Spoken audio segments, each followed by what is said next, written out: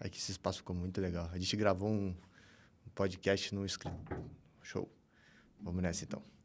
Fala, galera. Bom dia, boa tarde, boa noite para quem estiver assistindo a gente. Meu nome é Luiz Felipe Guerra. Sou um dos participantes aqui, criadores do Lancei Essa. É uma iniciativa de jovens empreendedores aqui do Distrito Federal com o objetivo de fomentar o ecossistema empreendedor. E hoje eu trouxe um grande convidado, o primeiro investidor da minha startup, Dudu Scartesini. Grande amigo, investidor, mentor, é um cara que hoje já faz parte da minha vida desde o início da minha jornada empreendedora. Eu fiz questão de trazê-lo aqui para a gente falar um pouquinho sobre ele e sobre investimento e investimento de impacto. Duda, muito obrigado por você estar aqui, obrigado pela visita. Prazer estar aqui, Guerra. Sempre acompanho sua história há muito tempo, fiquei feliz com esse lançamento. É um prazer ser convidado para estar sentado aqui e contar um pouco da nossa história, né, em termos de investimento, e da minha atuação aí como investidor de impacto. Legal. Então, para começar, conta para a gente quem é o Duda na fila do pão e um pouquinho aí sobre a sua jornada. Legal. Sendo sucinto, eu sempre fui empreendedor em Brasília, sou de Brasília, nasci aqui, com muito orgulho, e sempre empreendi em Brasília. Comecei relativamente cedo. E, enfim, depois de ter passado pela área de entretenimento, produção de vídeo, conteúdo, lá atrás, final da década de 80, no começo da de 90, entrei na área de entretenimento, restaurantes, e aí tive uma jornada que me posicionou em Brasília como empreendedor, tive alguns negócios de bastante destaque na época, no final da década de 90. E depois fui para a área de tecnologia e varejo, né, especificamente varejo de tecnologia, na CTIS, trabalhei lá por alguns anos, desenvolvendo me conectando com uma parte digital, na época do começo do e-commerce, das estratégias de marketing one-to-one. E aí, a partir dessa experiência, migrei para a área de incentivo e fidelidade, tive uma jornada longa, e no meio desse processo, acabei, por conta de uma grande plataforma que a gente tinha de relacionamento, acabei me conectando com o universo do microcrédito para empreendedores de baixa renda. Tive a oportunidade de desenvolver um plano de negócio de uma sociedade entre um grupo privado e um banco público, a Caixa Econômica Federal. E a partir dessa experiência, a gente criou a Caixa Crescer, que foi uma empresa de microcrédito, que eu tive a felicidade de ser convidado pelos 2 sócios à época para liderar esse processo. E aí comecei a me conectar muito com as teses de microcrédito. Microcrédito veio, obviamente, conhecimento das teses do Mohamed Yunus, e o que me fez foi quase que uma epifania, assim, de eu falar, putz, dá para fazer o que eu gosto, o que eu sei fazer, a serviço de resolver problemas sociais, a serviço de tentar ajudar e melhorar o planeta, né? Então, a partir dessa experiência, lá por volta de 2013, 2014, eu começo uma jornada de começar a realmente recalibrar os botões de prioridade para me tornar um investidor de impacto. Em 2017, depois por uma contingência, por um contexto familiar, tomo a decisão de passar um tempo fora do Brasil, seguindo minha esposa, que trabalha no Itamaraty, que tinha essa pressão desde que a gente se conhecia, desde que a gente se conheceu, para que a gente fizesse essa experiência de morar fora. E aí foi um momento ideal, assim, de passar uma régua em alguns negócios que eu tinha, já rodando bem, para começar a realmente pivotar os meus esforços para esse setor de impacto. Então, em 2017, 2018, eu fui no final de 2018, eu fui para o Canadá e passei 5 anos por lá. E essa foi um período de transição mesmo, onde eu comecei a focar mais. E aí, obviamente, quando comecei a pensar em impacto, eu, dentro desse ecossistema de inovação, eu falei, tem uma super oportunidade. Comecei a formular um pouco nesse sentido, dizendo assim, a minha brincadeira, para referência de velho, para quem lembra das propagandas da Goodyear lá atrás, falava que, da Pirelli, na verdade, eu acho, falava que potência não é nada sem controle. Verdade. Eu comecei a brincar que a inovação não é nada sem impacto, né? Assim, a inovação precisa ser direcionada para usar a potencialidade dela com todas as premissas de escala, de replicabilidade, por aí vai, para impacto social. Então, esses mundos foram se juntando em relação às startups, em relação à inovação de uma forma geral e em relação a impacto. Então, é isso. Eu vim direcionando para consolidar essa minha atuação, conectando os universos do empreendedorismo em geral com essa perspectiva do impacto. Boa. E aí fui tomando nota aqui, apesar de conhecer bem essa jornada que você comentou, né, pô, do varejo para CTIS, trabalhar com fidelidade, microcrédito, depois trabalhar com impacto. Qual que é o fio condutor que você visualiza hoje da sua jornada empreendedora que te trouxe até o impacto? Você trabalhar com, investir e empreender em impacto. Essa pergunta é interessante porque volta e meia eu brinco, né? As pessoas falam, você é um super empreendedor, sempre empreendeu, super empreendedor no sentido da insistência, não necessariamente da qualidade, mas me dá uma dica, eu falo, putz, eu acho que eu sou o anti-exemplo, porque eu fui sempre muito generalista, a minha carreira teve algumas transições muito relevantes do ponto de vista de indústria mesmo, né? Mas eu acho que o fio condutor sempre foi uma atitude de empreendedorismo ou intraempreendedorismo. Quando eu fui trabalhando para alguém, fui empregado ou trabalhando em alguma empresa, a minha atitude sempre foi a mesma. Então, eu acho que eu consegui desenvolver ao longo do tempo uma capacidade de ter sempre uma atitude empreendedora em qualquer contexto. Nos mais difíceis, mais improváveis, eu acho que eu sempre mantive um comportamento empreendedor, né? Esse é um ponto. Acho que outra linha foi uma habilidade, em sendo um generalista, não um especialista, de conectar coisas desconexas, de usar minhas experiências anteriores, de manter as portas abertas com as pessoas com quem eu me relacionei. Acho que isso é um grande ativo, né? Eu sempre brinco que quando eu fico olhando assim, durante essa jornada toda, bons amigos, bons parceiros, pessoas com quem eu convivo até hoje, que de uma forma ou de outra se mantêm por perto e eu tenho esse carinho de manter por perto todo mundo com quem eu tive alguma história ao longo do tempo. Então, acho que esse é um fio condutor importante de construindo relações, de mesmo nos momentos ali de tensão, manter boas relações, manter as portas abertas. Eu acho que quando você constrói um grupo de pessoas que torcem pelo seu sucesso e vice-versa, se você torce por elas, você cria aí enfim, um ambiente interessante para o desenvolvimento empresarial. E eu acho que isso foi uma coisa que marcou bastante minha carreira. Eu sou muito grato pelas relações que eu construí e pela solidez delas ao longo do tempo. Você vê que você estava falando agora há pouco, você também vai fazer um podcast lá com o pessoal do Impact Hub, que você também é um dos fundadores ali do Impact de Brasília. E já tem uma lista de pessoas com quem você quer conversar, que você visualiza que já tiveram interface ao longo da sua jornada. E aí, uma pergunta que ficou, que eu até encaminhei para você logo antes de vir para cá, e é o que eu me pergunto para um investidor e dos meus investidores, é por que você começou a investir em sustentabilidade. E foi um dos porquês de eu ter escolhido continuar na jornada, né? Trazer você para perto da antes Atmos, agora Polos, porque a nossa tese ela é de sustentabilidade. O empreendedor, no início, ele precisa do smart money, não é o cara que vai botar só o dinheiro, mas um empreendedor que consegue visualizar a jornada, o impacto, por que ele está fazendo, qual que é o futuro desse modelo de negócio. Então, por que você, né, uma das suas teses, então, se quiser começar pela sua tese de investidor e também falar do seu portfólio, mas por que você decidiu, a grande parte dos seus investimentos hoje é impacto, por que você decidiu investir nisso? Cara, primeiro, assim, a minha percepção quando eu comecei a estudar Mohamed Yunus, falando das teses dos negócios sociais, né, que é a tese, muita gente não conhece em profundidade, mas, assim, basicamente são negócios como outro qualquer, né? Assim, eu sempre gosto de destacar o que ele preconiza, porque coisas que nem se aplicam muito no Brasil. Então, o pessoal fala são negócios que não têm nenhum tipo de incentivo fiscal, que não dependem de filantropia, são negócios com os mesmos prêmios e punições de um negócio tradicional, com a equipe sendo remunerada como deveria numa empresa daquele determinado tamanho, sendo ou não na indústria de impacto. Então, quando eu tive essa percepção de que existia um ecossistema de negócios que remuneravam, que você poderia...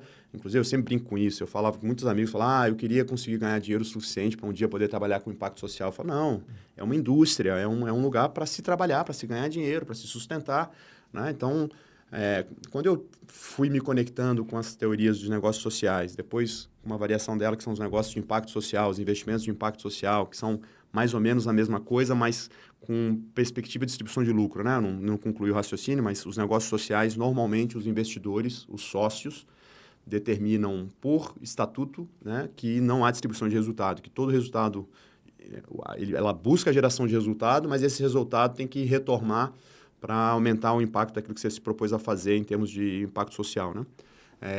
O máximo que os investidores podem retornar é aquele dinheiro que eles investiram. Inclusive, na tese mais purista, assim, inclusive, sem juros, né? Aqui no Brasil é muito difícil aplicar essa realidade, mas o fato é, você retorna o capital investido. O resto é para resolver aquele problema. Quando eu fui me deslumbrando e pensando nessa lógica de construir, falando mais uma das minhas repetições constantes, assim, eu falo, um negócio em termos de metodologia social, uma puta ferramenta para resolver problema.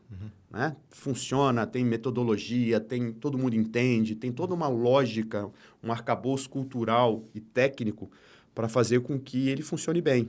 Então, o negócio é uma super ferramenta humana para resolver algum problema. Normalmente, é muito focado para a geração de resultado para os investidores e tal. No nosso caso, é você mudar um pouco esse drive e usar essa metodologia tão consolidada para endereçar problemas sociais.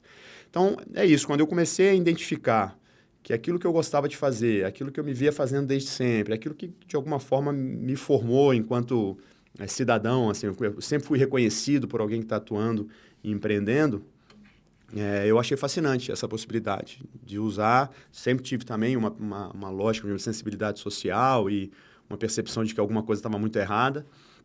Quando apareceu para mim essa perspectiva de juntar essas duas coisas, esses dois universos, foi um amor à primeira vista. Eu realmente comecei a mergulhar, a estudar essas disciplinas todas. E aí foi uma questão de tempo, de ir fechando algumas portas e abrindo outras, né? O que foi mais interessante nessa tese, né? E essa tese não era exclusivamente para o mercado de startups, né? Eu sempre falava em economia real, tradicional, impacto social e inovação, juntando esses três universos, foi uma libertação de começar a dizer não para projetos sem muito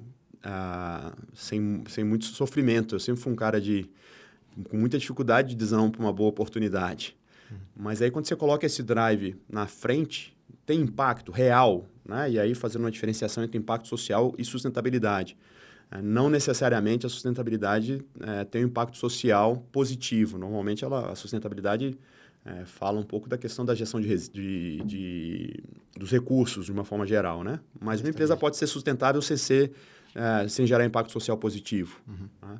Então, eu trouxe essa perspectiva. Não, eu não só não quero ser sustentável no sentido de minimizar ou compensar os impactos de uma atuação, mas eu quero soluções que, de fato, se proponham a endereçar algum problema social.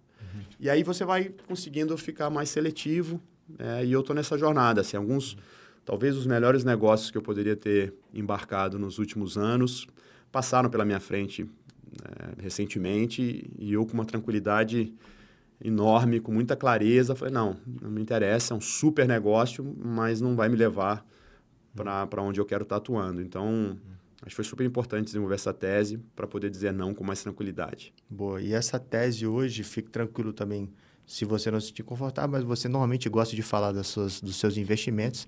Quem são hoje, né, as startups, os investimentos, sejam eles tradicionais, de impacto social ou de inovação, que você tem atuado desde o início, que você já esteve, enfim, os principais, eu diria. Legal.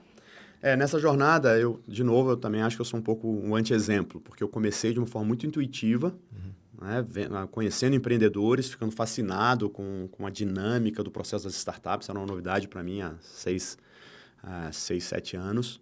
Então, essa conexão com esse universo foi de uma forma muito intuitiva. Inclusive, meu amigo Frost falava na época, você precisa escrever sua tese, que tamanho de cheque você vai fazer, em que estágio você vai investir, quais são os pré-requisitos. E eu fui me apegando ali, basicamente, às máximas do setor, de olhar empreendedor. Então, primeiro, impacto social. Né? Essa é um critério de acesso, mais do que qualquer outra decisão. Segundo, olhar os empreendedores, né? Ver a sinergia, ver ali como é que funcionam as conversas, se são fluidas, porque eu sempre brinco que empreendedor comigo, por ser muito argumentativo, muito passional na defesa dos meus pontos, eu sempre falo que o empreendedor tem que ter um grande equilíbrio ali entre não ser teimoso, ou seja, não ser volúvel demais. Então, eu gosto sempre do equilíbrio. Tem que ter um nível de teimosia, eu tenho que gastar um pouco de energia para conseguir convencer de alguma coisa ou ser convencido, né? Eu acho que esse desafio, então, eu sempre fui buscando essa característica, empreendedores que entendiam o que eu propunha, mas, ao mesmo tempo, marcavam sua posição. Então, acho que olhar o empreendedor na sinergia entre mim e o empreendedor sempre foi uma coisa relevante para mim. Então, esse foi um segundo ponto, olhando para o time. E o terceiro também foi uma coisa muito intuitiva, no sentido de pensar como eu podia ajudar. Se o ecossistema que eu tinha de atuação profissional, empresarial, relacionamentos, se era possível fazer alguma conexão que diferenciasse a perspectiva de alguma atração ou algum case inicial, né? Eu sempre busquei essa sinergia. Eu nunca consegui investir num negócio que olhasse e falasse, não tem a menor chance, não sei nem por onde começar para tentar ajudar, achei fantástica a ideia. Eu sempre trazia uma perspectiva falando, se eu conectar isso aqui com tal ecossistema, talvez ajude. Ou esse negócio que o cara está olhando, aqui o empreendedor está olhando, na minha opinião, tem uma outra perspectiva de outra indústria que ele não está olhando e eu acho que eu posso ajudar a puxar a atenção para isso. Então, assim, um terceiro ponto importante era isso. Eu sempre buscava complementariedade, uma lógica de ecossistema. Eu volto aqui à sua pergunta da linha contínua, né? Eu sempre pensando assim, retrospectivamente, desculpa, eu sempre fui um cara de tentar criar ecossistema. Uma coisa que colabora com outra, que conecta com outra, que assim por diante, né? Então, você criar essa lógica de ecossistema é uma coisa que sempre teve muito valor para mim. Então, é isso. Eu acho que essa perspectiva de ter a capacidade de ajudar o empreendedor também foi uma coisa que trouxe sempre deu muita motivação. Voltando para o ponto que você perguntou das startups, né? Eu tenho investimentos no mercado imobiliário, é um mercado que não é o mercado principal de atuação, mas acabei por enfim, redes de relacionamento, interesse, ficando com vários investimentos nesse setor. Diga-se de passagem, é um setor que eu tenho pensado um pouco, como é que a gente pode trazer a perspectiva de impacto, é muito difícil. É um setor muito tradicional, muito... quando você vai entrar na lógica dos preços de terreno muito caros, você não tem muita margem, né? Então, eu tenho muita dificuldade com meus sócios, às vezes, quando eu vou entrar com tema de sustentabilidade ou de inovação nesse ecossistema. Mas, falando especificamente de startup, eu posso errar a ordem, porque algumas coisas foram no começo meio misturadas, mas eu investi na Ribbon, né, do meu amigo Rafael Rodeiro, que é um super case interessante. Para mim, eu me lembro da primeira conversa, falar, cara, teu negócio não é esse, teu negócio é outro, o seu negócio está muito assemelhado à indústria de loyalty, de fidelidade, de incentivo, porque está baseado numa lógica de moeda e resgate. E eu lembro das conversas serem, caramba, a gente não tinha pensado nisso e tal. E eu vinha dessa indústria, né? Então, meu investimento lá foi muito drivado por essa perspectiva de trazer um pouco da minha experiência em plataformas de relacionamento, incentivo e fidelidade para a Ribbon. Depois investi numa que eu tenho muito orgulho, porque o processo de decisão foi extremamente intuitivo e pensando no ecossistema, eu investi, que foi a Origem. Estava lá ontem. Pois é, então. As primeiras conversas foram bem intensas e muita discussão, muita briga, as perguntas chatas que eles sabiam que tinham que responder para os investidores, né? Aliás, eu os conheci já numa outra startup que eu investi também, que era a Loop, que era muito na perspectiva da nova BNCC, né? Acabou uma das poucas, talvez a única startup que de fato foi um write-off mesmo, assim, ela saiu da minha carteira porque eles encerraram a operação por conta das crises todas do Covid e da postergação da BNCC. Mas voltando, então, Ribbon, a Origem, eu estava falando da Origem. Cara, a Origem era uma tese muito difícil de acreditar, assim, logo lá atrás, fazendo moto, produzindo em Brasília, só para locação, era uma tese muito complexa. Mas, na época, eu olhando o ecossistema, eu falei, cara, Brasília precisa dessa história. Assim, o ecossistema de Brasília precisa dessa história. A gente precisa tentar articular e trazer um grupo de investidores para apostar nessa perspectiva que eu sempre falava de vanguarda de Brasília, né? Que era uma cidade que estava meio... enfim, meio careta, assim, meio não inovadora, como ela sempre foi. E o meu investimento na Origem foi muito assim. Falei, cara, essa roda dá para girar. Vamos juntar um grupo de investidores, e meu esforço na época foi esse. E acabou que eles conseguiram atrair um investidor de fora, né, na época a Barn, e me deram a oportunidade de entrar com eles com um cheque menor, porque eu estava tentando juntar um cheque maior de vários outros investidores. E foi enfim, fui recompensado pelo meu esforço de tentar viabilizar na época, entrando numa rodada já com investidores maiores, que foi uma super oportunidade para mim, do ponto de vista também de rede de relacionamento, de entender o mindset de quem investir numa empresa com aquele perfil. Então, foi um investimento que eu gosto muito, assim, porque ele realmente foi numa perspectiva de ecossistema, com pouquíssima segurança na tese do business em si, mas acreditando que era necessário, né? E como diz Djavan, errar por amor, Deus abençoa, né? Então, as coisas se encaixaram e hoje é talvez uma das mais promissoras, certamente a que mais captou. E é um dos seus mandamentos de investidor, né? É. Do perfil do empresário, errar por amor, Deus perdoa, não sentar na bomba, para comunicar logo. Você tá bem de memória. E tinha uma outra que eu estou tentando lembrar aqui, mas essas três Eu eram... falo que tratar os pequenos problemas, né? Eu falo que quem engole mosca e nunca cospe, um dia rota elefante. Então, vamos sentar e tratar os pequenos problemas. É mais fácil sentar e discutir os desconfortos. Às vezes a conversa é chata, desconfortável, mas é melhor ter mais conversas pequenas, com pequenos problemas, do que conversas com grandes problemas acumulados, né? Onde esses são os meus, eu falo então de errar por amor, Deus abençoa, tá nessa linha de eu prefiro frear do que empurrar, se a intenção for a melhor, né? Eu acho que o empreendedor tem que ter essa iniciativa. Eu falo de não sentar em bomba nesse sentido, né? Às vezes tem um pequeno problema que você quer poupar o seu investidor e muitas vezes nesse processo de poupar você está deixando de encaminhar em resolver algum problema que ele poderia te ajudar, e esse problema tende a aumentar e eu já vi muita situação dessa. O cara não avisa no começo, depois ele não consegue abrir, vai ficando preso na própria linha de segurança e daqui a pouco você tem um super problema. Eu acho que esse é um risco real. E o outro é muito esse, de tratar pequenos problemas. Não gostou de uma atitude, não gostou de um viés, senta, bota na mesa, fala, vamos para a próxima. Porque a gente não perde tempo imaginando problemas ou alimentando, eventualmente, desconfortos que não levam a lugar nenhum. Top. Eu não posso esquecer, eu passo para frente esses mandamentos. Então, Ribbon, Origem, Loop. Eu lembro que tem vamos falar. Aí, nessa jornada veio a Maivo, que é uma iniciativa própria minha, né? Que vinha ali na perspectiva de democratizar o acesso à energia limpa via uma estratégia B2B2C. Né? Comecei a desenvolver a partir de um projeto que a gente vendeu na época, ainda vindo das plataformas de relacionamento, criando benefícios para uma comunidade associada à energia limpa. Falei, opa, pode ter um negócio interessante. Você conhece um pouco dessa jornada.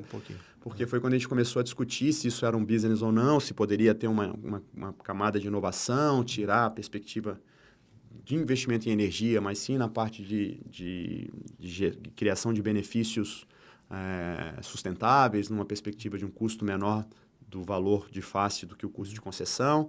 E nessa jornada conheci a Atmos, né, que também tinha um pouco lá no início, né, essa perspectiva de gestão de crédito de energia como um dos pilares ali de eficiência energética, né?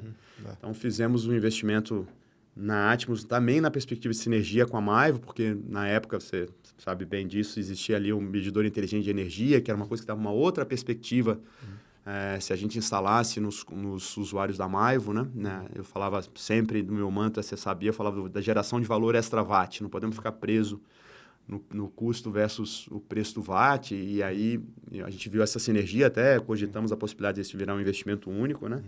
Então veio a Atmos, que agora é Polos, que é também um investimento que eu tenho orgulho de ter gastado muito tempo, além do recurso investido propriamente dito, né? A gente tem os nossos pontos de controle, trocamos ideia, são muito ricos para mim. Então, esse é mais uma. Depois investi, também sou investidor da Veriza, uma startup de Brasília orientada para microcrédito.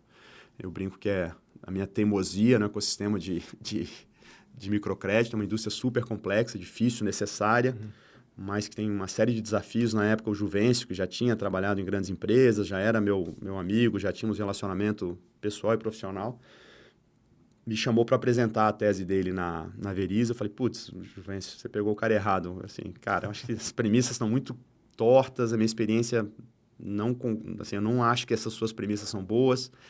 Eu refaria o seu pitch, assim, porque você pode até enganar não, jamais teria intenção de enganar, né? Mas você pode até convencer pessoas a partir dessas premissas, mas na minha opinião elas são falsas, elas não vão acontecer e elas são um problema no mercado de microcrédito. Todo mundo que vai falar de microcrédito volta nas mesmas premissas.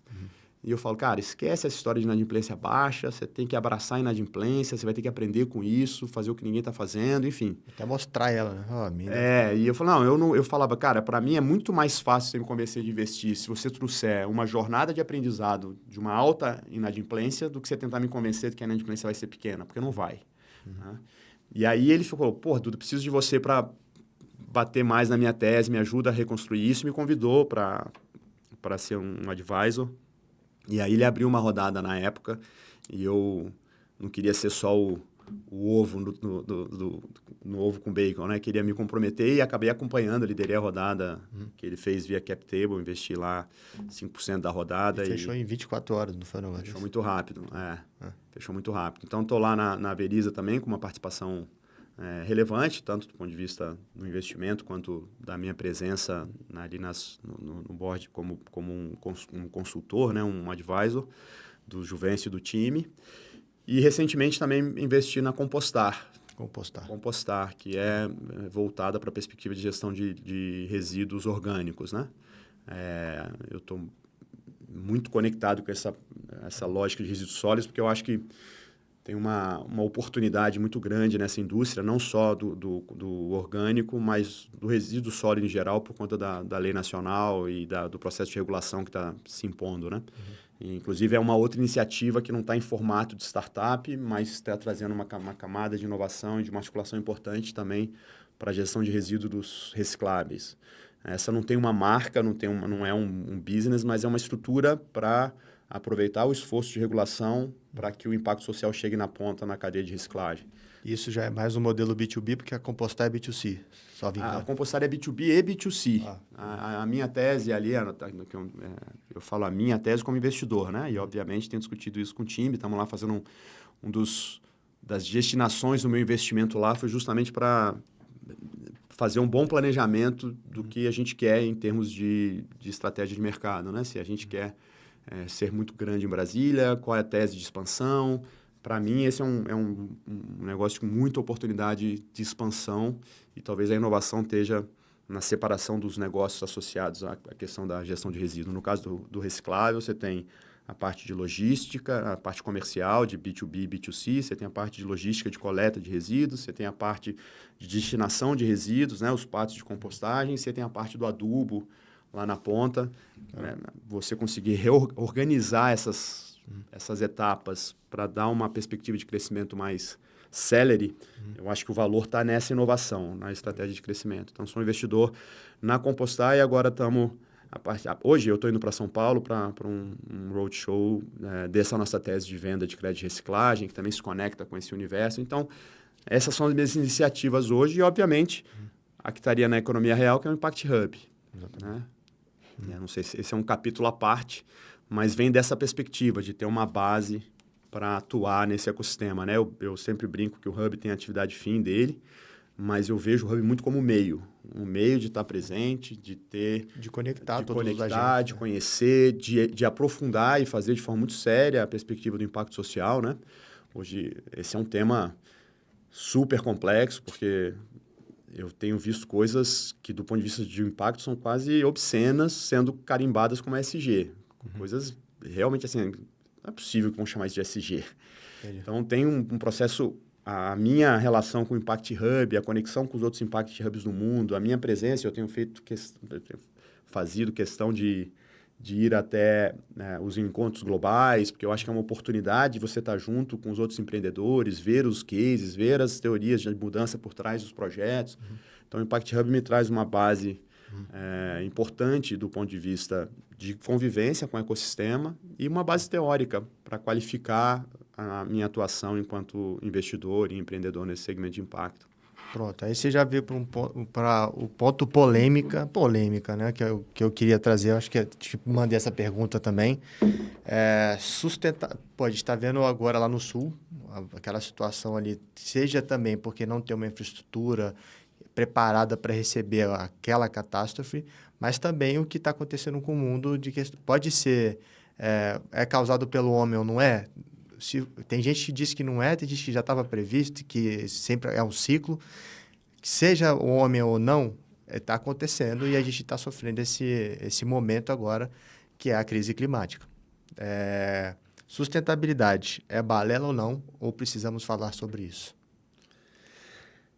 Essa pergunta é difícil de responder na minha perspectiva, porque assim, eu sempre falo o seguinte, cara, a ciência que nós temos é a melhor que nós temos, né? E quando você começa a fazer uma relação muito clara de causa e efeito, onde você tem uma previsibilidade antecipando o que vai acontecer, significa que tem uma lógica de causa e efeito muito clara. Eu não consigo nem passar pela minha cabeça. Óbvio que existem as questões cíclicas, mas é óbvio que quando você desmata e tem uma... Né, estava ouvindo agora... até vim para cá para gravar pensando nisso. É um dia difícil para gravar, quando você vê as cenas e a situação que está acontecendo lá. Mas eu não tenho muita dúvida de que essas catástrofes vão ser cada vez mais comuns, infelizmente. E mais intensas. Mais intensas. Em Brasília, quem é daqui sabe, assim, muita gente fica se pegando ao índice pluviométrico e eu falo, cara, a questão não é o índice em si. Você pode ter o mesmo regime de chuvas do ponto de vista de índice. A questão é a concentração cada vez maior dos eventos de chuva. Né? Mais intenso. E tem uma lógica na altitude da formação das nuvens. E o que eu tenho visto é que cada bioma, os caras predizem o que vai acontecer em função do aquecimento, né? Do desequilíbrio climático. E em Brasília é o que tem dito. Pessoal, assim, o que eu tenho visto é esse aumento de temperatura aqui embaixo, que para a gente é um calor a mais, quando você vai para a atmosfera, para menos pressão, isso tem um super impacto na formação das nuvens, né? Então, o que eu estava lendo é que no Cerrado, a consequência vai ser acúmulo de água antes de cair. Então, ao invés de chover numa determinada altitude, essa água vai subir um pouco mais, essa umidade, e ela não vai condensar e vai juntar mais, e quando cair, vai cair mais rápido. Então, vai chover a mesma quantidade. Só que ao invés de chover espalhado por alguns dias, vai acumular e quando cair, cai de uma vez. Isso é muito difícil, é muito complexo. Quando você vê a ciência dizendo aquilo que você consegue experimentar empiricamente, é muito difícil estabelecer uma relação de que não somos nós, né? Não é o nosso desequilíbrio que está, de alguma forma, fazendo com que esses ciclos sejam mais intensos e por aí vai. Então, assim, a gente teve uma experiência há pouco tempo atrás, que eu vivi estando no Canadá e tive muita oportunidade de pensar, foi o Covid, né? A crise da Covid. Na época, dizia-se que a gente voltaria muito diferente, né? Que nunca mais seríamos os mesmos. E, infelizmente, passou, né? Passou essa perspectiva da urgência, né? Enfim, na época eu fiquei muito impactado falando que o Covid poderia ser um desses fatores históricos que interrompe o ciclo de concentração de riqueza. Não foi, né? Pelo contrário. Intensificou o processo e tal. Então, aí você vê um fenômeno como esse agora, você fala, opa, talvez seja um sinal de alerta, falar das flexibilizações que vem sendo do ponto de vista de código florestal, as lógicas de autodeclaração, de autolicenciamento para projetos de desmatamento. Você fala, pô, não é possível que agora a gente não vai olhar. Então, o pessimismo sobre a nossa capacidade de perceber o que está acontecendo existe, mas a minha sensação é que é cada vez mais óbvio. Cada vez mais óbvio que a sustentabilidade não é uma balela, né? E que a gente precisa, de alguma forma, começar realmente já a trabalhar com planos de mitigação de consequência, porque se a gente parasse de emitir hoje, vai levar mais de 100 anos para a gente voltar para os... E a gente não está parando, a gente continua acelerando, né? E essa aceleração, muitas vezes, vem a partir da perspectiva do desenvolvimento econômico, e ela vai continuar vindo, né? Eu gosto de lembrar, assim, quando eu estava escrevendo o pitch da Maivo, eu falava, caramba, batemos todos os recordes de geração de energia limpa no mundo. Ponto. Caramba, nunca emitimos tanto carbono para gerar energia no mundo. São notícias que parecem contraditórias, porque eu estou gerando muito, mas a demanda é muito maior do que a nossa capacidade de gerar energia limpa. Então, por mais que exista uma explosão, sequencialmente a gente tem batido o recorde na emissão de carbono para a geração de energia. Então, são essas armadilhas que a gente está preso que são muito difíceis sair, né? Nessa perspectiva, vem um pessimismo de falar, vamos ter que lidar com as consequências. E aí vem uma grande questão. Os desastres climáticos atingem as pessoas diferentemente. Né? Nós estamos no mesmo variação de nível de mar, mas cada um está num barco diferente. Tem gente que está bem protegido disso, tem gente que está a nado, vai sofrer muito mais. Então, eu fico sempre sensibilizado quando acontece uma tragédia dessa dimensão e fico na expectativa de que isso vão ter oportunidades de triggers mesmo, dizendo, galera, não dá. A partir de agora a gente vai ter que... Temos que repensar, temos que fazer um plano. Só um último comentário, assim, né, nessa perspectiva. Vem sempre um discurso em relação ao equilíbrio fiscal. Nunca, em 2021 e 22 e 23, 21 e 22, nunca foi tão baixo o dinheiro do orçamento para prevenção de desastres. Na série. Nunca foi. Né? E aí acontece a tragédia, o que você precisa? Fazer uma PEC, arrumar alguma coisa, viabilizar, porque a gente não está fazendo o trabalho de estruturar a parte de prevenção. Então, assim, se a gente não tiver essas discussões em profundidade, realmente a gente bate cabeça. E muitas vezes a discussão do que causa, o que não causa, são retóricas que impedem que a gente consiga agir de fato. Né? Então, para mim, é mais do que urgente. Na verdade, a gente já estamos atrasados, já estamos muito atrasados. E, para mim, pessoalmente, cada vez mais, não consigo ver sentido em investir, de usar a minha capacidade de atuação, pelo menos, é aquela que eu posso financiar e influenciar, que não seja voltada para, de fato, gerar impacto positivo e não só compensatório em relação àquilo que você eventualmente casa na sua atividade empresarial. Boa. Na minha cabeça tinha uma frase que é melhor prevenir do que remediar. Acho que os projetos de impacto social e os projetos de sustentabilidade, assim como a Apollos foi fundada, foi para contribuir para a jornada do empreendedor, para que ele consiga ter uma estrutura, ter uma tecnologia a favor dele, uma infraestrutura melhor estruturada, um plano para conseguir remediar, não ter que remediar no futuro.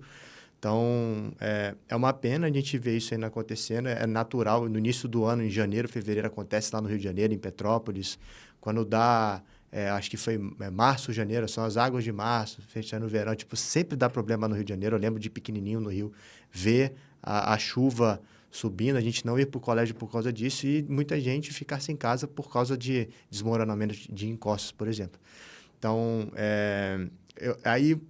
eu sei que é muito difícil comparar laranja com banana, mas o que você viu de boas práticas disso, de infraestrutura, de atendimento pelo cidadão canadense, lá quando você morou em Toronto, se eu não me engano. Isso. Eu lembro de você comentar que tinha um alerta de incêndio, de repente aparecia um bombeiro na sua casa e tinha um treinamento para o pessoal para evacuar. Eu falei, caramba, num bairro existir uma estrutura, um treinamento para que o cidadão se sinta amparado pelo Estado. Então, o que você viu lá que você consegue não pegar e copiar e colocar aqui, assim como é o Yunus, né? O Yunus é uma boa prática de microcrédito na Índia, que ela só é aplicável na Índia. Ela não consegue ser replicável aqui no Brasil. Tem gente que diz que dá até para fazer em algumas regiões do Nordeste, se eu não me engano. Mas é muito específico, não dá para você replicar igualzinho. Então, o que você viu que seria assim, uma grande tendência? Ou, caramba, eu vou ter, como investidor, vou procurar iniciativas parecidas como essa que eu vi no Canadá para trazer aqui para o Brasil. O que você viu de boa prática lá? Cara, isso tem um pouco a ver com o que a gente estava falando, né? O nível de intervenção do Estado no Canadá é brutal, assim, a gente talvez não tenha muita dimensão. Eu vou tentar dar um exemplo para falar da minha perspectiva do que eu considero que é bastante diferente. Eu morava num prédio e quando o inverno começava, e o inverno tem sido, o último inverno agora que eu passei por lá ainda foi o menos frio de todos, disparado, mais estranho em termos de quantidade de neve, demorou para nevar e quando nevava pouco. E no começo de novembro, no final de novembro, acho que no final de novembro, especificamente no dia 30 de novembro, salvo engano, meu prédio ficou insuportavelmente quente. Insuportavelmente quente. Eu falei, mas não é possível. Me ligaram a calefação, mesmo não estando tão frio. E eu falava, cara, entrar no meu prédio até chegar no meu apartamento era quase uma sauna. Eu passava correndo para poder abrir a janela do meu apartamento para não ficar com tanto calor. E eu falei, qual é a lógica de estar ligando? E eu fui descobrir que existia uma regulação. E essa regulação existia porque existia um histórico dos locatários, dos locadores não ligarem as calefações porque a conta de energia estava incluída no aluguel. Então, eles postergavam ao máximo o processo de aquecimento das unidades que eles locavam para ter menos custo. E tinham lugares que eles não ligavam. E aí as pessoas ficavam ali sem o controle do processo de calefação. Então, existe uma lei que obrigava os donos de imóveis que tivessem aquecimento central ligarem o aquecimento. Por que eu estou falando essa história? Porque quando você parar para pensar, é uma lógica burra. Mas é uma lógica que tem um motivo, que tem um histórico e que deve ser questionada, óbvio, mas que existia um porquê e era o bem comum. Assim, a perspectiva era, a gente não pode deixar um dono de imóvel não ligar uma calefação para economizar o dinheiro da energia e as pessoas ficarem... Não é uma coisa simples, né? Você não troca de apartamento porque o cara não ligou, sua vida está ali, isso, né? Enfim, não é uma decisão simples e tal. Então, estou pegando esse exemplo, de novo, óbvio que tem questionamento, óbvio que você pode eventualmente tentar alternativas para não fazer regras burras, mas a partir do momento que as regras existem para o bem comum, a tendência é que as pessoas sigam. Então, existe a disposição de questionar uma regra, mas a perspectiva do bem comum é muito forte. Então, lá, eu vou te dar outro exemplo que eu vivenciei de muito perto. Quando veio o Covid, meus filhos estavam lá em escola pública. E aqui sempre estudaram em escola privada. E eu conversava com os amigos do Brasil, e a resposta aqui é não, aqui está voando, ensino à distância, está todo mundo... Eu falei, todo mundo quem? Aí você ia perceber, não, todo mundo da escola privada. A escola pública estava paralisada. Lá, levou quase 2 meses para começar a ter aula, depois que fecharam as escolas, no nosso caso específico em Toronto, porque enquanto todas as crianças da rede pública não tinham acesso a um equipamento e conexão de internet, ninguém tinha aula. E não houve uma comoção. Óbvio que existia pressão, tem que fazer todo mundo enlouquecido, imagina, né? Ninguém nunca viu aquilo ali acontecendo. Isso, uma novidade. Mas eu, pelo menos, obviamente, eu não era um nativo, não estava ali, mas assim, eu senti zero de questionamento em relação a falar, ok, entendi. Tem gente que está sem computador, tem gente que está sem internet, enquanto não for todo mundo, ninguém vai. E isso era natural, era aceito. Óbvio, pressão, desconforto, os grupos, todo mundo falando, e aí, quando vai começar? Mas não, porque a gente está esperando todo mundo ter acesso, saber que pelo menos uma criança tenha um equipamento. Então, essa perspectiva do bem coletivo foi uma coisa que chamou muita atenção na minha experiência lá. Porque muitas vezes essa lógica de uma regra burra é usada para você não ter regra nenhuma em alguns casos, ou para você não seguir aquelas regras que eventualmente sejam melhores para todo mundo. Então, eu acho que essa foi uma diferença grande. Eu acho que do ponto de vista de perspectiva de bem coletivo, ali era muito forte. E aqui a percepção que eu tinha era essa. Não, tá todo mundo na escola. E quando você ia ver, 80% das crianças que estavam matriculadas em escolas públicas estavam ficando para trás. Mas quem estava com seus filhos estudando estava, não, tá super bem, tá funcionando, todo mundo tendo aula online. Essa desconexão de olhar mais para suas bolhas e tal, eu acho que lá foi muito marcante para mim perceber que são coisas diferentes. Na época eu até fiz um vídeo sobre isso. Tem coisas que são problemas para mim, são desconfortáveis para mim, e tem coisas que são um problema meu. Eu tenho que me engajar na solução. Sim. Então, muitos problemas que para nós são problemas para a gente aqui no Brasil, lá são problemas deles. Não é para eles, é deles, tem que resolver.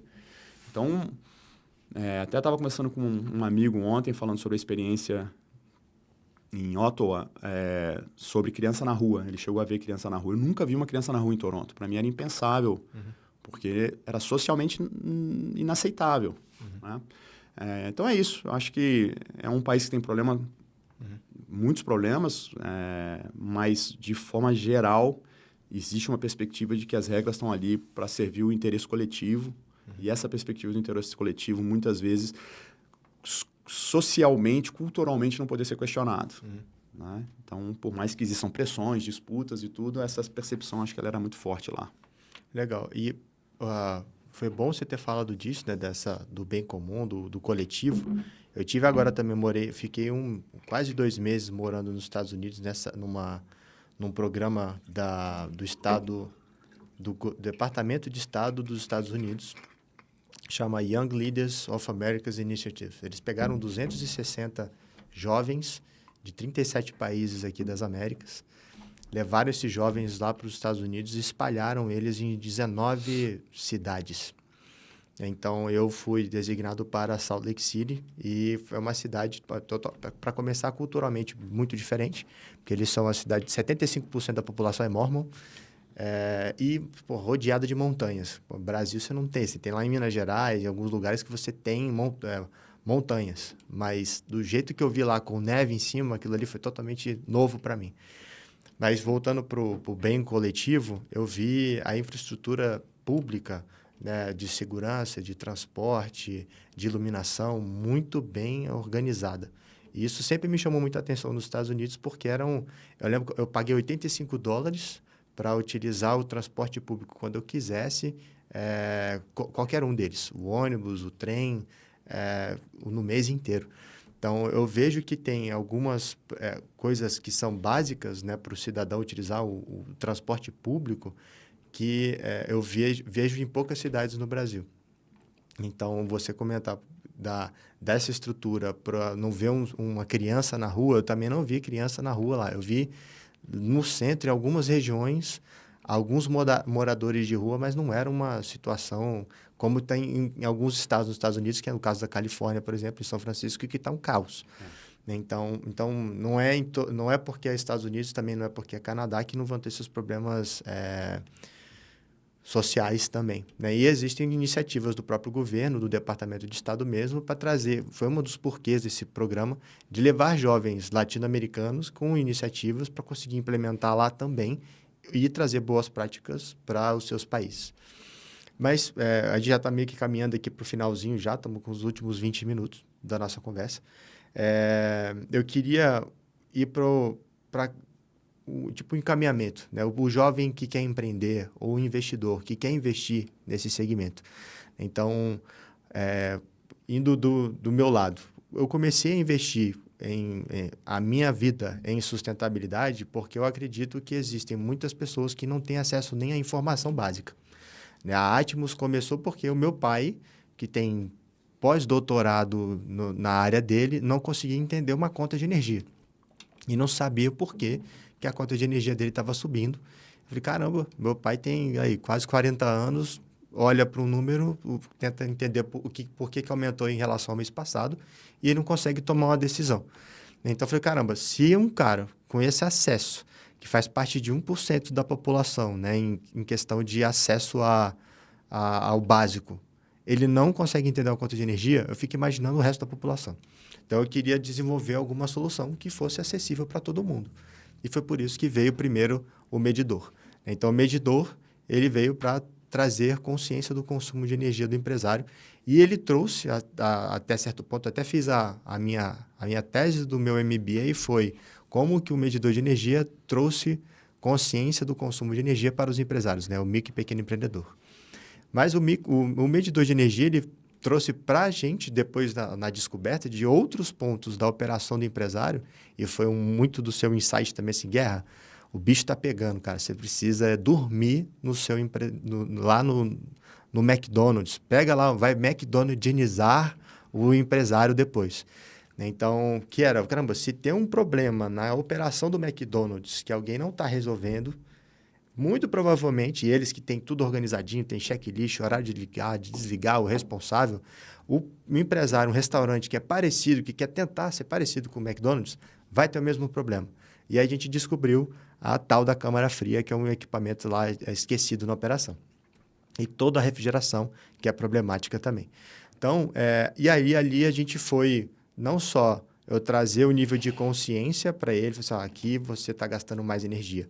Mas eu, ao mesmo tempo que ele está tentando sobreviver num contexto pós-pandêmico, eu trazer uma solução que reduza ele ter que gastar um ser humano para tomar conta daquilo ali, e uma tecnologia ele vai se preocupar em vender batata frita. Então, da perspectiva do empreendedor, ele conseguiu olhar para oportunidades onde ele consiga reduzir a máxima do empreendedor, que é reduzir custo e aumentar a margem dele. Então, a gente viu que é uma solução que, no início, ela já precisa resolver um problema que é bolso, é dinheiro no bolso do empresário, e, naturalmente, né, no discurso, quando você vai mapear todas as conexões do impacto que aquela solução está trazendo, aí eu boto a Agenda 2030 e falo, ODS 7, a eficiência energética, ODS 12, estou falando de acesso à informação, consumo e produção responsável, ODS 13, de questões climáticas, né, de reduzir as emissões. Então, eu tenho ali esse impacto e para o empreendedor ele é muito importante, eu já estou dando do meu lado a dica do empreendedor, e eu queria que você falasse um pouquinho também do investidor. Quando ele for olhar para uma tese de uma startup ou um empreendimento social ou ele tradicional, o que o investidor precisa ter em mente? O que ele precisa olhar? Quais são as métricas, a jornada, o plano? O que ele precisa olhar para aquela ideia assim, caramba, eu vou investir naquilo ali porque tem futuro? Eu conecto um pouco com o que a gente estava falando antes, para fazer essa transição em relação ao que tem por ser feito no Brasil. Eu desde que comecei a me conectar com o mundo do impacto, advogo e defendo que no Brasil, assim, se você pensar em ter impacto relevante no mundo, o Brasil é um dos melhores lugares disparados para você atuar. Primeiro que a gente está entre as grandes populações mundiais, com as menos complexidades políticas e culturais que você tem na China, na Índia, na Rússia, nem se fala agora com todo o contexto, né? Você pensando aí especificamente nos BRICS, né? Na África do Sul, que também tem outras complexidades e outro tamanho. Então, quando você pensa em problemas sociais para serem resolvidos, o Brasil é o paraíso. Quando você desdobra dessa perspectiva de Brasil, onde você consegue ter altíssimo impacto com altíssima abrangência pelo tamanho do país, vira um laboratório para desenvolvimento de soluções muito interessantes. E aí você vai começando a identificar oportunidades específicas, né? Pegando aqui a nossa indústria em relação ao consumo de energia. Quando você estuda a perspectiva da explosão de consumo de energia no mundo, tem naturezas diferentes. Enquanto no Brasil você tem um decréscimo de consumo de energia pela indústria, e um aumento pelos serviços, pela área dos médios varejos, serviços e principalmente consumo das famílias, quando você entende o problema e consegue trazer para uma realidade local, as oportunidades aparecem. Então, existem estudos que mostram que a explosão do consumo no Brasil nos próximos 30 anos, até 2050, 25, 26 anos, vai se dar no consumo das famílias, não na indústria. Por quê? Porque a indústria já olha para isso com lupa, já tem um processo de eficiência energética ali dentro e, né, você vai ter, por exemplo, um incremento de 93% no aumento de demanda de consumo de ar-condicionado, porque uma parcela enorme da população está fora desse acesso. Você tem 20 milhões de famílias que ainda cozinham a lenha, porque o gás é muito caro. Então, você tem uma série de oportunidades. Tem 1 milhão de famílias que não têm nem acesso à energia. Pois é um nível de universalização grande quando você pensa em 210 milhões de pessoas, mas a questão não é só o acesso à infra, é o custo. Às vezes o cara tem energia, mas a energia é para ligar a luz, ele não tem para ar-condicionado, ele não tem para cozinhar. Então, a explosão da demanda no Brasil vai vir a partir do consumo das famílias. Então, quando você junta essa lógica da dimensão com a perspectiva de impacto, eu acho que são pontos interessantes para olhar. E eu colocaria um terceiro pilar que tem direcionado muito os meus esforços. Existem regulações que vão vir. Né? Da mesma forma que você pega esse processo que eu estava citando agora no Canadá, de obrigar que liguem ao processo de calefação. Então, assim, o Canadá e os países desenvolvidos são muito estabelecidos em termos do nível de obrigação, dos compromissos, das regulações. Eles não têm muito o que fazer, porque todo mundo já tem acesso à calefação. Eu falo que muitas vezes você passa mais frio aqui em Brasília do que lá, porque lá tudo é aquecido, a infra para isso é muito grande, e o consumo de energia per capita é gigantesco. Então, no Brasil, você tem um greenfield, você tem muito mais campo para pensar para onde essas coisas vão. Então, por exemplo, eu estou muito entusiasmado tanto pelo tamanho do problema, quanto pela questão da regulação na questão do resíduo sólido. Quando você chega e tem esses discursos retóricos do que é previsível, o que não é, o que a gente pode fazer, o que não pode, e eu tive já algumas conversas interessantes com o gestor público na ponta, assim, falar, mas qual é a dor? Uma dor que os caras que fala, cara, essa não tem a discussão, ela pula aos olhos, é o lixo, por exemplo. Então, existe um esforço de país para fazer um processo de regulação, que na minha interpretação, por essa regulação já ter sido feita nos países desenvolvidos, que são os donos das matrizes das empresas que operam no Brasil, quando você juntar regulação, com o compromisso social das empresas mais comprometidas, porque já fazem isso no mundo todo, você tem uma super oportunidade sendo criada por um esforço de país para tratar o problema do lixo. Né? Então, quando você junta a dimensão do problema com a perspectiva de aonde o calo vai apertar, nesse caso que eu estou falando, no resíduo sólido, e você ainda vem com uma regulação por trás, para mim isso grita como uma grande oportunidade de investimento. Obviamente, o desafio está na capacidade de dar escala, de agregar tecnologia, inovação, replicabilidade, né? A linha de resíduos sólidos é um super desafio social, porque é a ponta da ponta da ponta da cadeia. Né? O que eu tenho percebido, por exemplo, é que existe uma certa inteligência sendo desenvolvida no Brasil por instituições como a CUFA, como e outras que conversam com o empreendedor de periferia. E quando você sai do empreendedor de periferia para falar de um catador autônomo, é um outro pulo quase tão grande como o do asfalto para o morro, é do morro para o catador autônomo. É uma ponta super fragilizada da cadeia, num ecossistema mega complexo. Mas o fato é irrefreável. Nós vamos ter que tratar esse problema. Existe uma pressão sobre as empresas para que atuem na sua responsabilidade nessa gestão e existe um processo regulatório por trás. Então, eu acho que isso aí seria isso tem me deixado muito atento, quando você tem um processo regulatório e cultural que vai ser imposto na sociedade por uma questão óbvia de necessidade. Então, eu diria que tem muita oportunidade para quem quer fazer isso de forma séria. E quem está buscando hoje por... você colocou aqui, né? Perspectivas, então... Onde que esses investidores, quem está querendo investir, pode buscar informações sobre sustentabilidade? De onde você consome? De onde é a fonte de conhecimento? De onde você puxa conhecimento?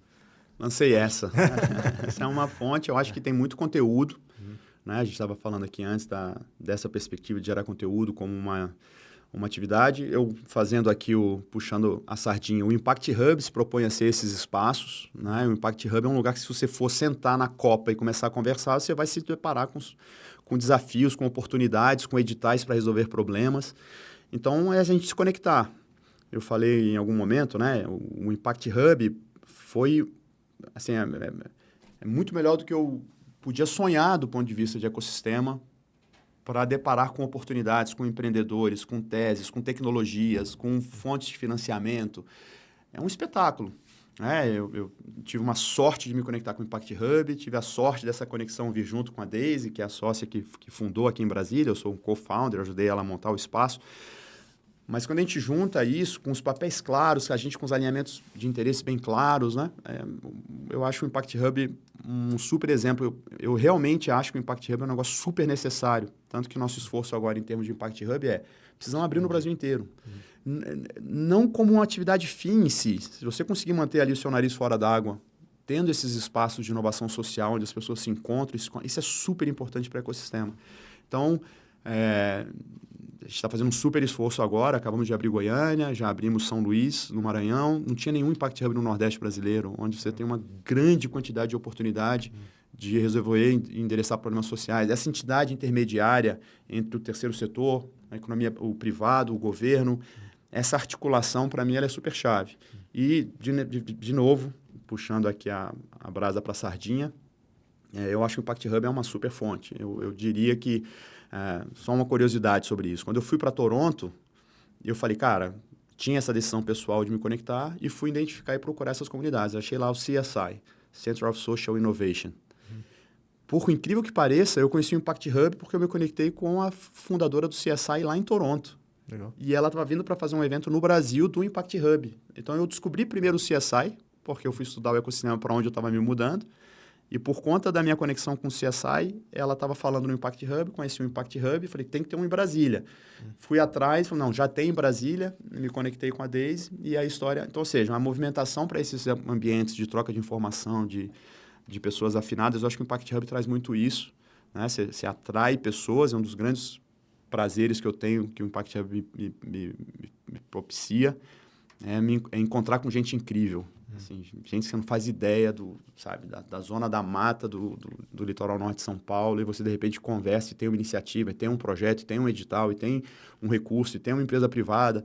Então, eu acho que é Ali no Nordeste está abrindo onde? A gente está agora, já está em fase de pré-licença em São Luís. Legal. A gente aplicou agora em Recife, de novo, exercitando essa tese, trazendo um super Recife empreendedor. É no Porto Digital? Não, a conexão lá é com o Impacta Nordeste, Legal. com o Marcelo Santo, que é uma referência no Nordeste. A gente tem feito um esforço grande de criar modelos para ele nos ajudar a abrir outras frentes. A gente tem agora frentes abertas em Belém, já numa fase de assinatura de memorando de entendimento. Temos uma frente em Salvador, muito promissora. Estamos fazendo um projeto a partir do Impact Hub de Goiânia, que é uma outra que a gente abriu também a partir de Brasília, agora no Ceará. Então, Caramba. você começa... É Nordeste isso que eu estou te inteiro. falando. A grande vantagem é que quando você começa Legal. a fazer um projeto, aí daqui a pouco você é contratado para fazer um mapeamento de ecossistema. Você fez um mapeamento de ecossistema, você acha pessoas incríveis e comprometidas. Então, eu estou tentando realmente, eu acho que é um grande serviço para o ecossistema a gente criar esses hubs de inovação social que junte pessoas e nessa junção, de fato, você vai na Copa, você vai ter uma conversa interessante e vai acender a luz para uma eventual oportunidade que você não estava nem imaginando que existia fonte de financiamento para resolver aquele problema, por exemplo. Legal. Eu mandei para o pessoal aqui perguntando se já tinha se o pessoal da organização tinha alguma pergunta. Surgiram 3 perguntas aqui, que podem ser simplesinhas. Como foi o seu sentimento com a sua primeira investida? E como foi aquele frio na barriga? A primeira investida a sua primeira startup investida. Foi a Ribbon? Eu não me lembro agora cronologicamente se foi a Ribbon ou a Origem, mas a Ribbon, eu diria que a Origem, sem dúvida, foi a minha...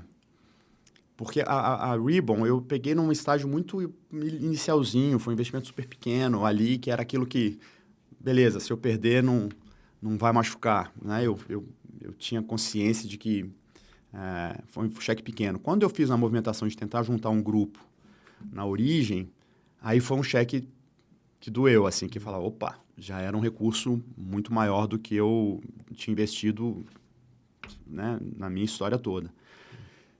E eu tinha dificuldade de conversar com as pessoas e explicar a tese no sentido de falar, por que você está investindo numa galera que vai fazer moto em Brasília, sendo que você tem a China mandando moto para o mundo inteiro, qual é a lógica?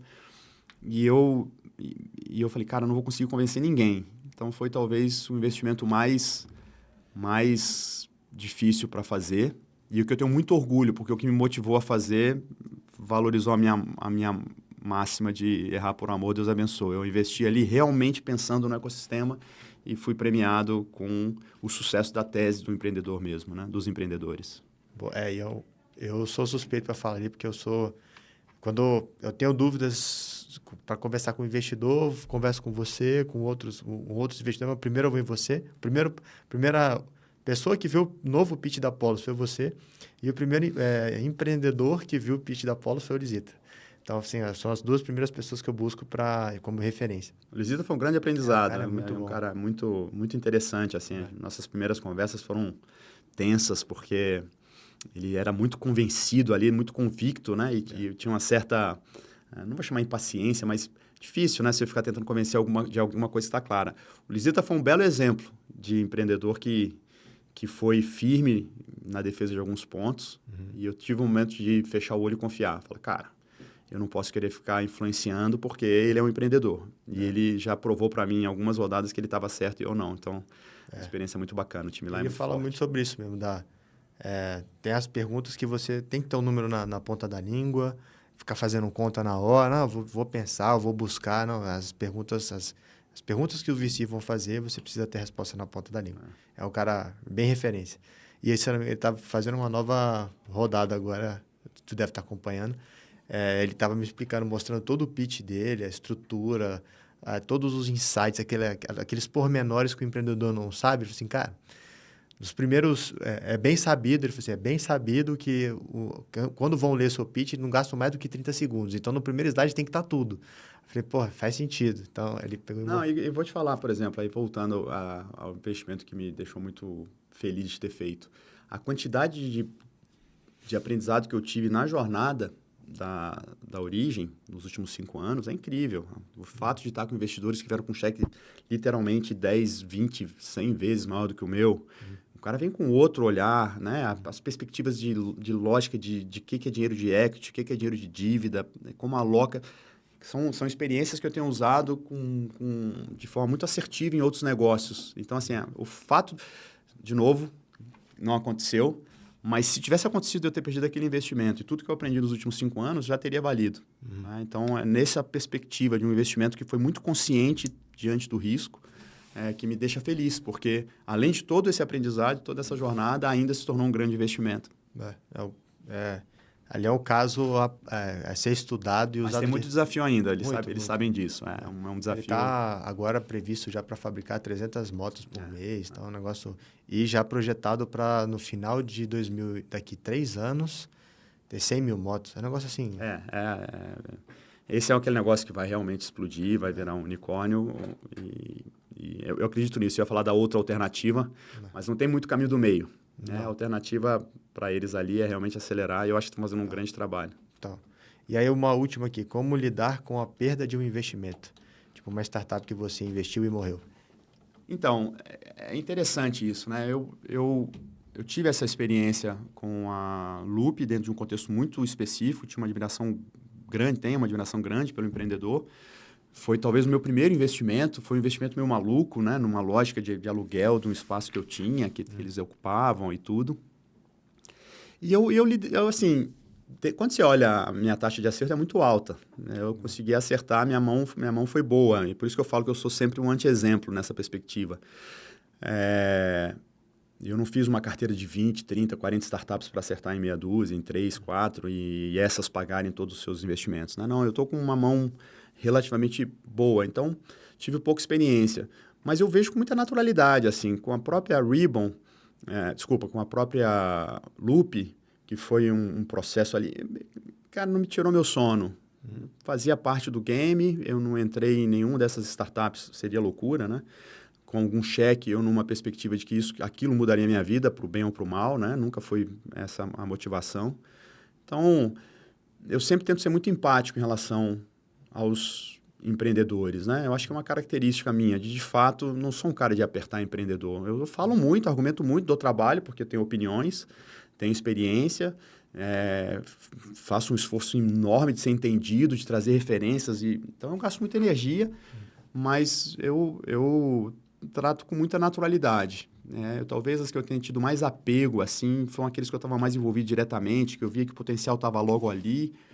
Mas, de forma geral, eu acho que é muito importante a hora de saber que deu, né? Que é melhor você parar enfim, realizar o prejuízo e partir para a próxima. Então, eu vejo com naturalidade. Eu acho que na minha vida empresarial como um todo, tem projetos que deram muito errado do ponto de vista financeiro, mas que o resultado foi espetacular do ponto de vista de aprendizado, de tese. Tem alguns projetos que eu abriria aqui uma outra hora de conversa, mas que eu lembro e falo, cara, foi um fiasco por conta da complexidade, mas o pensamento estava correto, a premissa era certa, a oportunidade existia, e não deu certo por uma contingência, por uma complexidade, por um timing, né?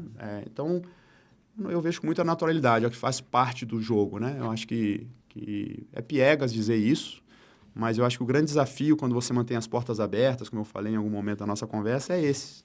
Que aquele tropeção ali sirva para construir boas relações, para te trazer boas experiências, para usar aquele background para ser utilizado numa próxima conversa.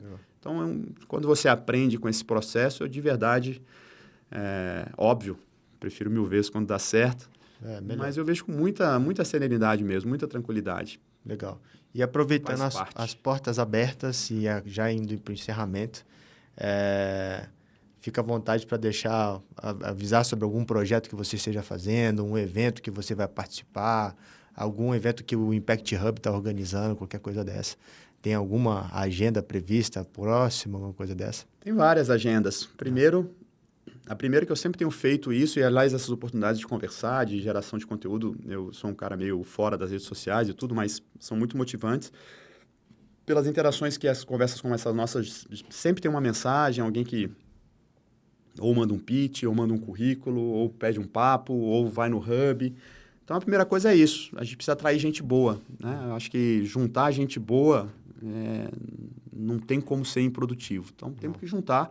Então, o primeiro convite é esse, engajem-se.